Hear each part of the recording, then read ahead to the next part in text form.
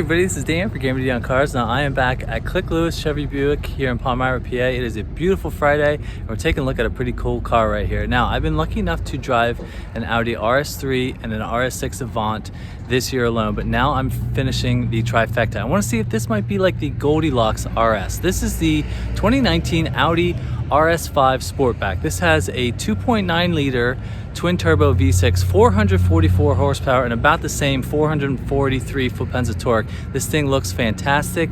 This will compete with the M3 and the C63s of the world. So we're going to go over everything. We're going to get this thing out on the road. The Audi RS5 Sportback. Let's take a look.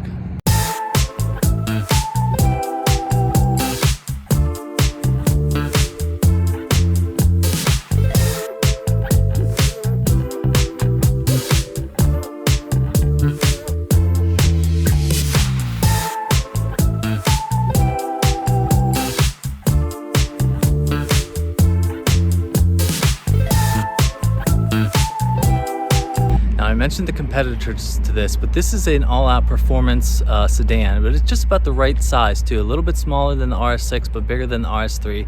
Now this has an 8-speed dual clutch automatic, Audi Quattro all-wheel drive, lots of cool styling touches. I love the huge oval exhaust. We'll go over all the styling, but this thing looks fantastic, finished in the Navarra blue. So let's take a look at the styling.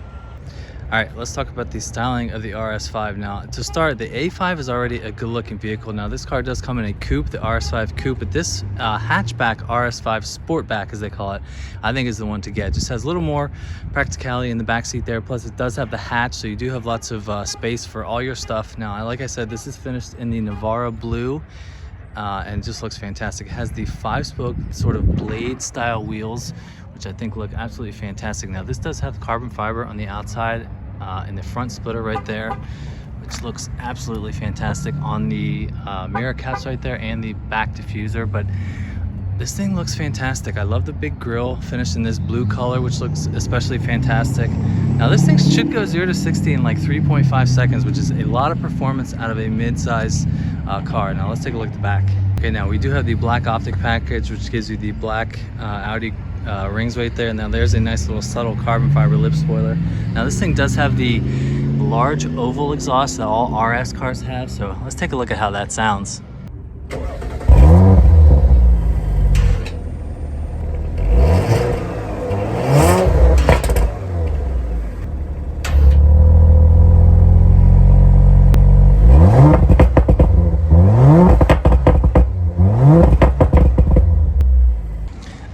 Wasn't that pretty good?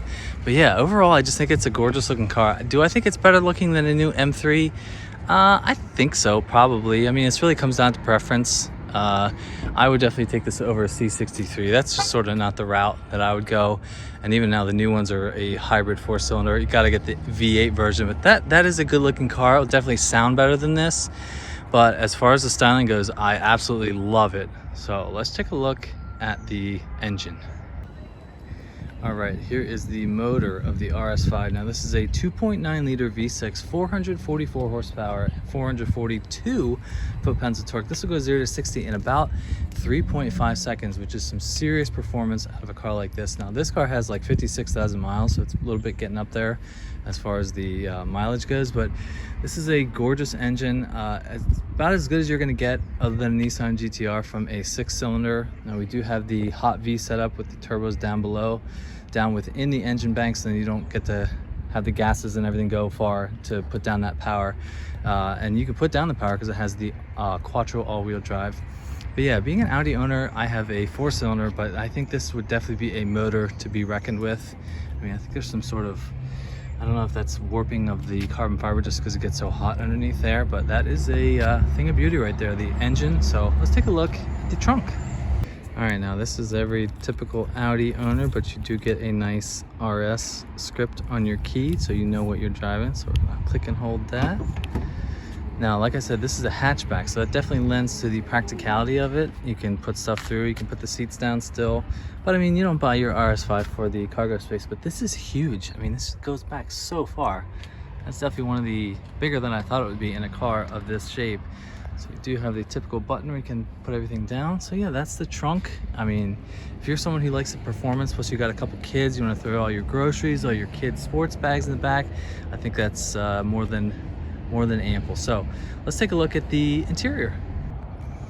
All right, now let's check out the interior of the RS5. Now I will say this car is tinted so dark and it looks fantastic with this nice Navarro blue paint.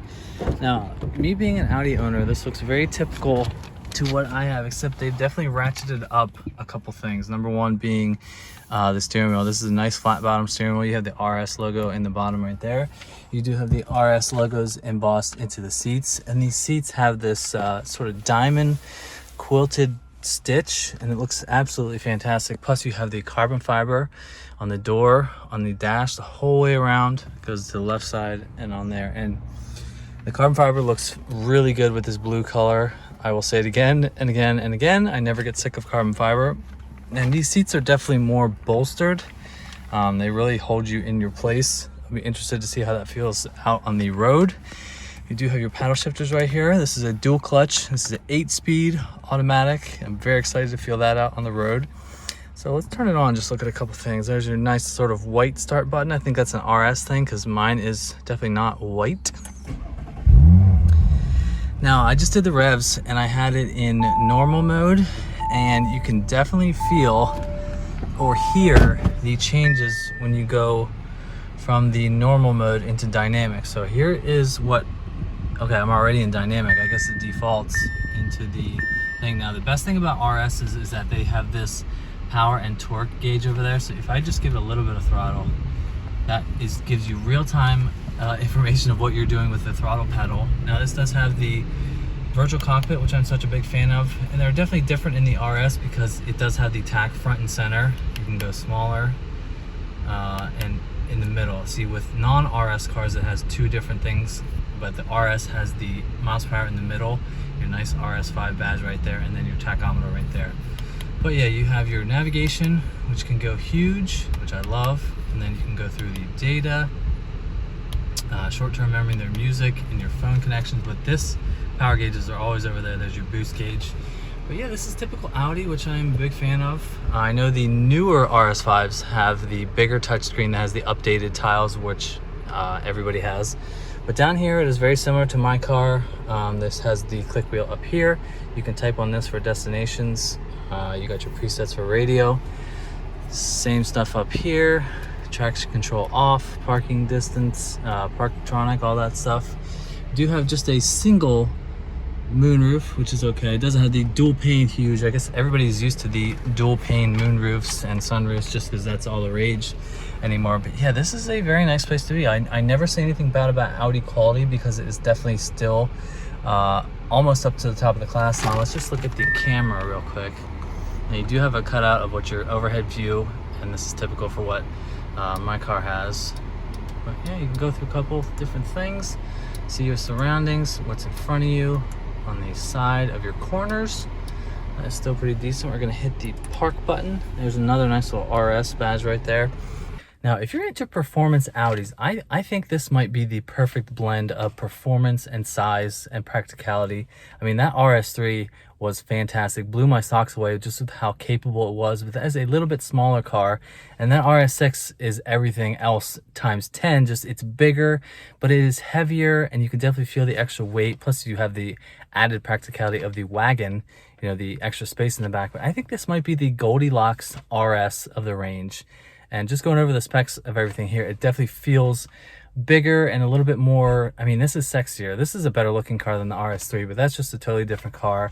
Is the RS6 Avant better looking than this? I mean, probably. That's definitely the holy grail of Audis, but this, I think I'm going to call it the Goldilocks Audi of the range. So let's take a look at the back seat. All right, for all you guys and gals with a heavy right foot that likes the performance, but you also have a family as well, I'm going to go in the back seat.